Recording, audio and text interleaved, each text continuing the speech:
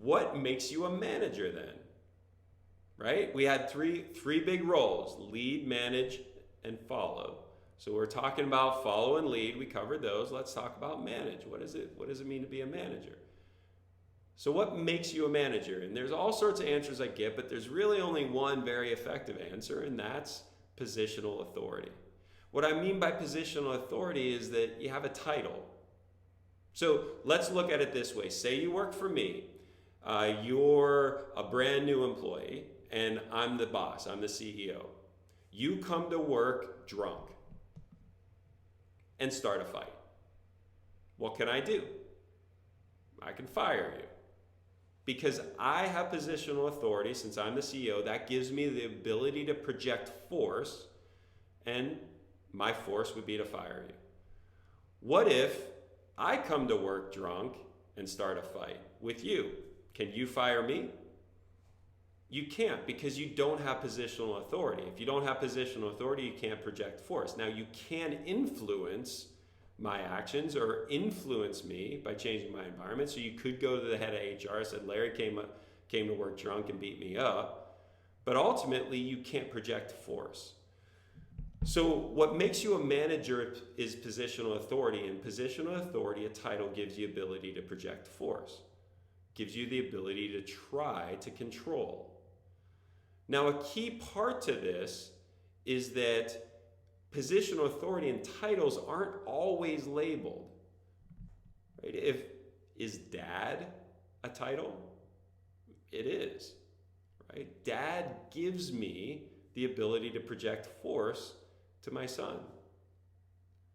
So any title that we have in any role makes us a manager, right? In a spousal relationship, husband, wife, or husband, wife, I don't judge, I don't really care. Right? In that type of situation, there is the need to manage as well as lead and follow.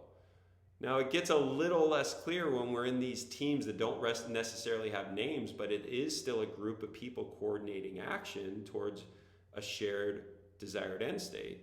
And those are the ones that, when there isn't firm structure in titles and in org charts, that it gets a little bit harder. And a lot of times that's where no one manages and things go wrong.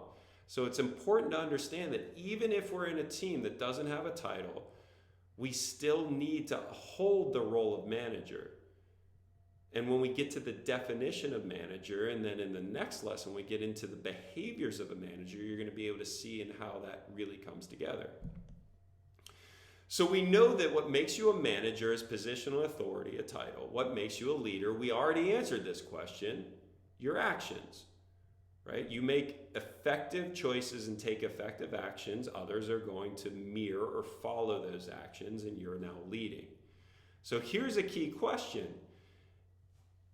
As a manager, you have an obligation to manage, right? Because you got the title, but you choose to lead. So here's the question I have for you.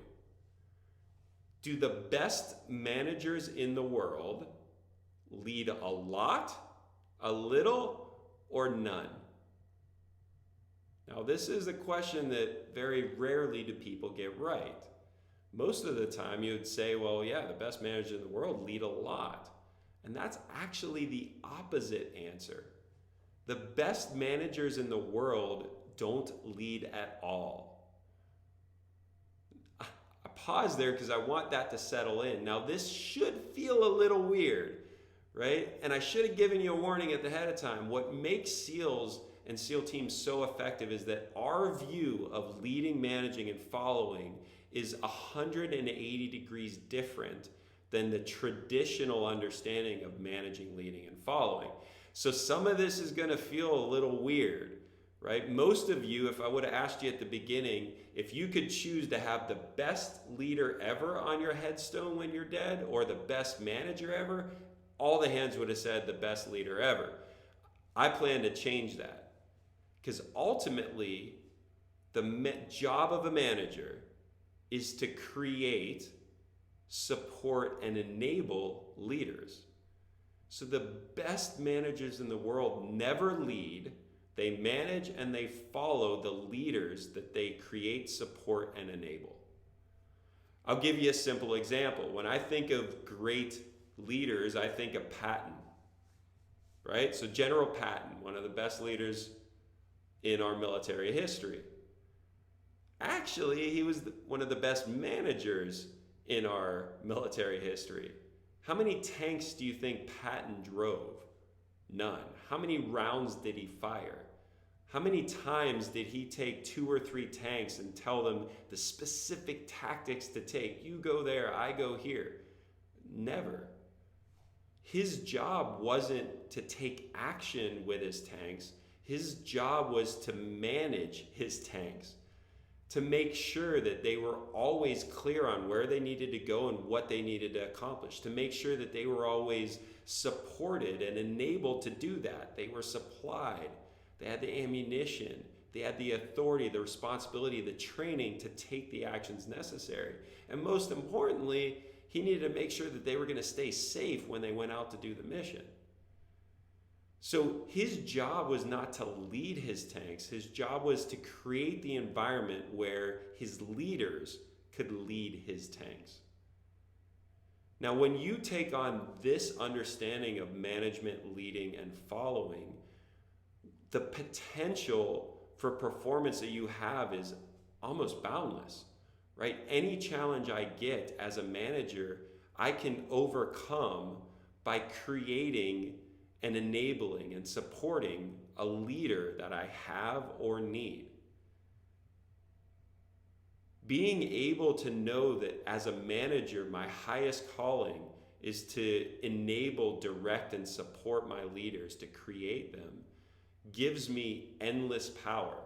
But as soon as I get into the doing, the leading, the taking action and evoking action in others, all of a sudden, my ability to influence change actually decreases, right? Because my attention gets very specific.